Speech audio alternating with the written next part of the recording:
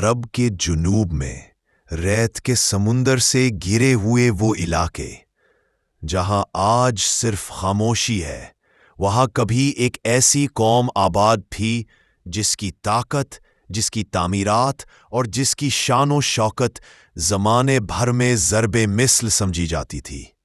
یہ تھی قوم عاد، وہ قوم جسے اللہ نے غیر معمولی جسامت، بے پناہ طاقت اور حیران کن ذہانت عطا کی تھی۔ ان کے شہر بلند ستونوں، شاندار محلات اور مضبوط قلعوں سے مزین تھے۔ وہ پہاڑ تراش کر گھر بناتے، ریت کو کاٹ کر محل کھڑے کرتے اور اپنی طاقت پر ناز کرتے تھے۔ مگر طاقت جب تکبر بن جائے تو قوموں کو نیست و نابود کر دیتی ہے۔ اسی غرور کے اندھیرے میں اللہ نے ان کی طرف اپنا نبی حضرت ہود علیہ السلام بھیجا، جو نہایت حکمت، نرمی اور دردمندی سے اپنی قوم کو سمجھاتے رہے۔ اے میری قوم، تم اس اللہ کی عبادت کرو جس نے تمہیں پیدا کیا، تم اسی کی طرف لوٹو گے۔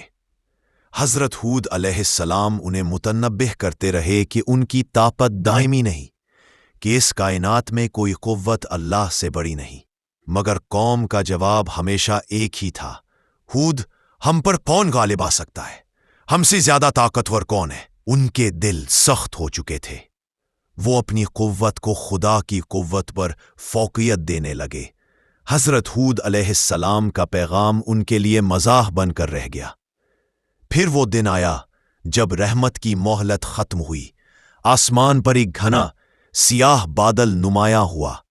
قوم نے خوشی سے کہا، یہ تو بارش کا بادل ہے، ہمارے کھیت سیراب ہو جائیں گے۔ لیکن وہ بادل رحمت نہیں، عذاب کا پیغام لایا تھا۔ اچانک ایک خوفناک، ٹھنڈی، تباہ کن آندھی ان پر مسلط ہو گئی۔ رات اور دن کا فرق مٹ گیا۔ ہوا کی چیخیں آسمان کو چیرنے لگی۔ ریت کے طوفان نے ہر دروازہ، ہر دیوار، ہر مضبوط ستون گرا دیا۔ 7 راتیں اور 8 دن اس آندھی نے قوم عاد کو یوں تہس نہس کر دیا کہ ان کی مضبوط لاشیں ریت میں ایسے بکھر گئیں جیسے کھجور کے بے جان تنے۔ جب طوفان ٹھہرا تو وہ عظیم قوم جو اپنی طاقت پر ناز کرتی تھی، صرف ایک افسانہ بن چکی تھی۔ آج ان کے آثار کہیں ریت کے نیچے دبے ہیں، کہیں ہوا کے ساتھ بکھرے ہوئے، مگر ان کی کہانی ہر دور، ہر زمانے کے انسان کو ایک ہی سبق دیتی ہے: طاقت انسان کو نہیں بچاتی، تکبر اسے ہمیشہ برباد کر دیتا ہے۔